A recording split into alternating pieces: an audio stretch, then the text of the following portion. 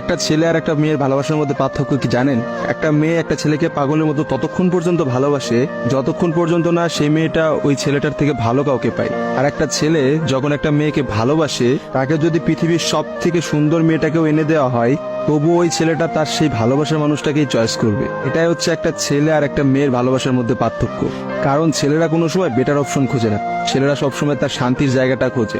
আর একটা ছেলে একটা মেয়েকে যতটা ভালোবাসতে পারে, একটা মেয়ে তার এক গুণও ভালোবাসতে পারে না। ছেলেদের ভালোবাসাটা ভয়ঙ্কর রকমের সুন্দর হয়, কারণ একটা ছেলে যখন একটা মেয়েকে মন থেকে ভালোবাসে, সেই মেয়েটার থেকে ভালো কোনো অপশন সে কখনো মাথার মধ্যে চিন্তাই করে না। ছেলেদের ভালোবাসার সাথে কারোর ভালোবাসার তুলনা করা যায় না। ছেলেরা তাদের ভালোবাসার মানুষটাকে যেমন অন্য কারোর সাথে সহ্য করতে পারে না, ঠিক তেমনি একটা ছেলে কখনোই তার ভালোবাসার মানুষটাকে রেখে অন্য কোনো মানুষের পেছনে কখনো ঘুরঘুর করে না। ছেলেরা কখনো কোনো বেটার অপশন বা কোনো সুন্দরী মেয়ে দেখলে তার গার্লফ্রেন্ডকে ভুলে যেতে পারে না। একটা ছেলের ভালোবাসা আপনি কখনোই একটা মেয়ের ভালোবাসার সাথে তুলনা করতে পারবেন না, কারণ মেয়েদের ভালোবাসাটা তো তুচ্ছ। তারা একটু ভালো অপশন পাইলে, তারা একটু ভালো কাউকে পাইলে, বাইরে যেখানে দেখবে যে টাকা পয়সা আছে এমন কোনো জায়গা পেলে মেয়েরা সেখানেই ছুটে। তারা তাদের ভালোবাসার সম্পর্কটাকে ভুলে যেতে কোনো সময়ই নেয় না। একটা মেয়ে যত সহজে একটা ভালোবাসার সম্পর্ক ভুলে যায়, একটা ছেলে কিন্তু অত সহজে তার ভালোবাসার সম্পর্কটাকে ভুলতে পারে না। আপনি একটা জিনিস খেয়াল করে দেখেন তো, রাস্তার মোড়ে মোড়ে কতগুলা পাগল ঘুরে বেড়ায়। যে পাগলগুলোর মধ্যে ছেলেরা বেশি না মেয়েরা বেশি? আসলে নারীর ছলনার কাছে হেরে গিয়ে কিন্তু ছেলেরা পাগল হয়ে যায়। আর তারাই কিন্তু সমাজে নানা রকম জায়গায় ঘুরে বেড়ায়।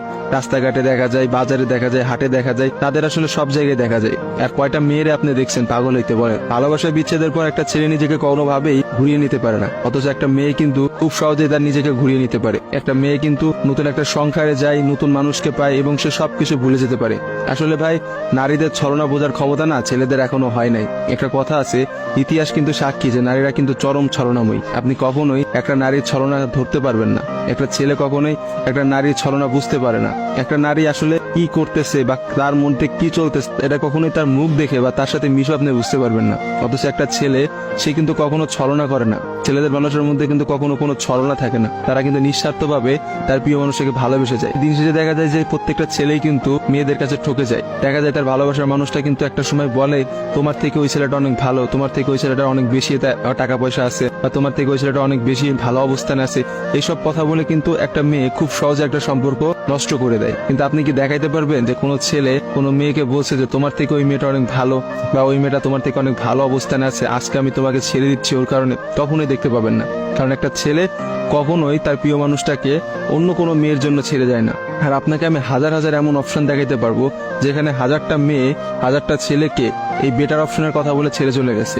মেয়েরা ভাই বড়ই স্বার্থপর হয়, ওরা যেখানে একটু স্বার্থ খুঁজে পায় সেখানেই চলে যায়। কিন্তু আমি দিন শেষে একটা কথা বলতে চাই, কোনো মানুষকে ঠকিয়ে কেউ কোনোদিনও সুখী হতে পারে না, কারণ যারা ঠকায় তাদের বিচার কিন্তু আল্লাহ ঠিকই করবে।